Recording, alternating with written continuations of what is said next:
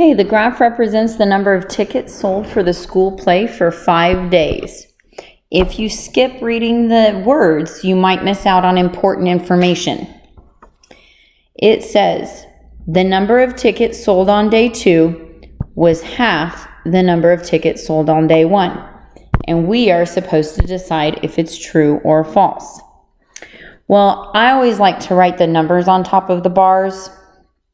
You don't have to, but as you can see, you're going to answer at least 2 questions regarding this bar graph. Normally you have 4 answer choices, so it's just nice not to have to look at the bar graph all that much. If you have the letter or the numbers written out, it cuts out some of the effort.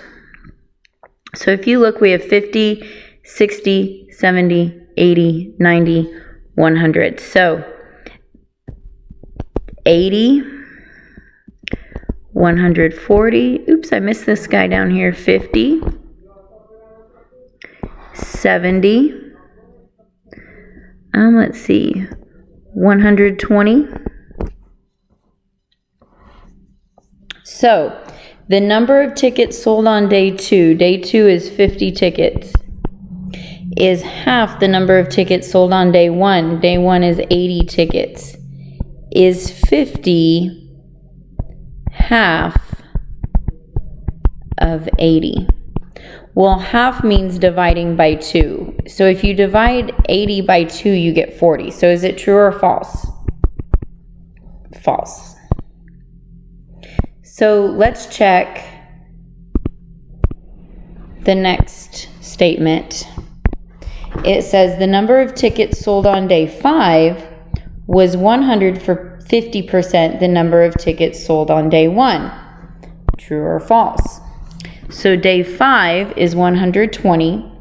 So 120 tickets is 150% of day 1 is 80 tickets. So 120 over 80 equals 150 over 100.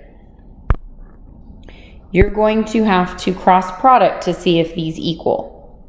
So 120 times 100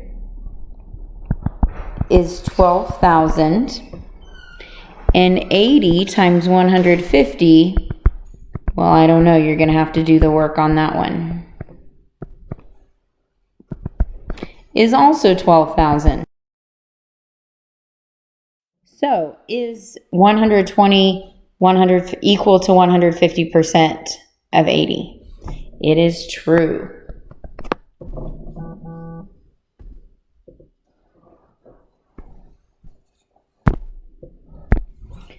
Now we have a circle graph. Chris's family is researching college costs to help him develop a college savings plan.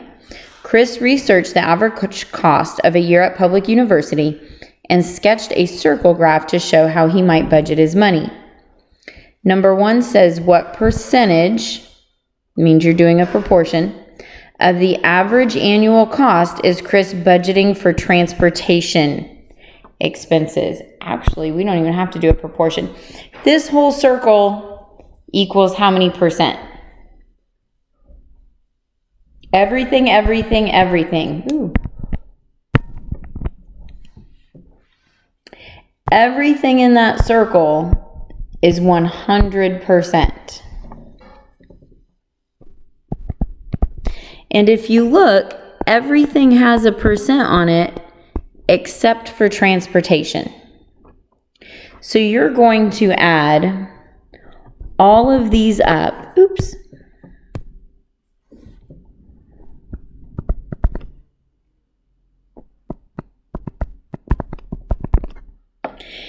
To decide what's left for the 100. Now, then you're going to subtract, and that is going to tell you what percentage transportation is. Now, number 2 says, in Chris's budget, transportation expenses represent $2,420. What is the average cost of a year at public university? So what they're wanting to know is what is the average cost. We're talking what is 100%.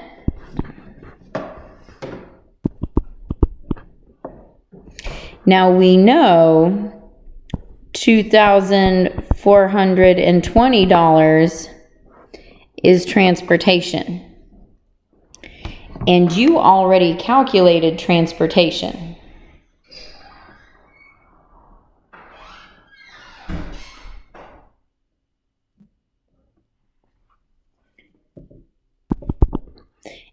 So you are looking for X.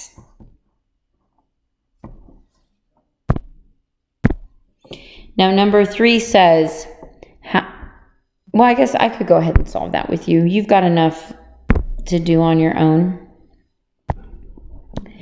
2,420 times 100 equals 11x.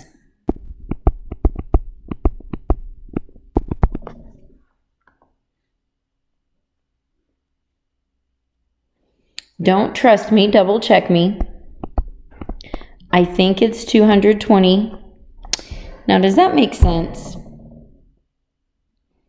I don't know if that makes sense.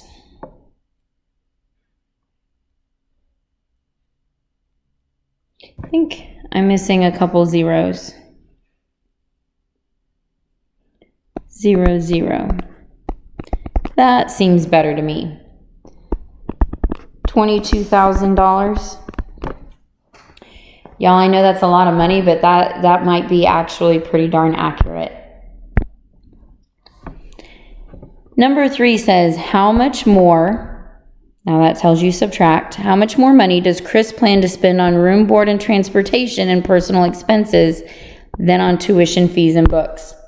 So, you need room, board, transportation, and personal expenses.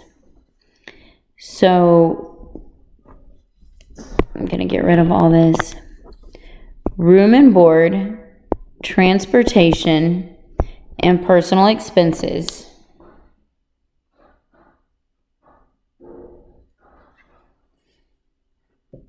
is 51%. And I got that by adding 24 plus 16 plus 11.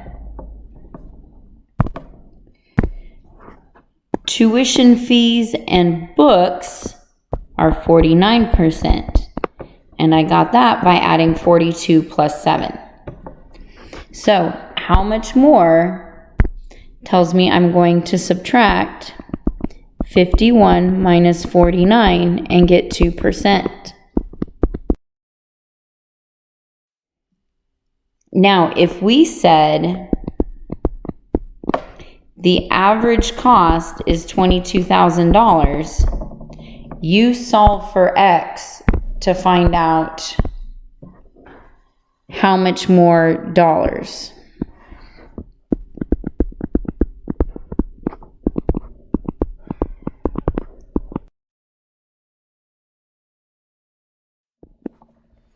So, I get $440.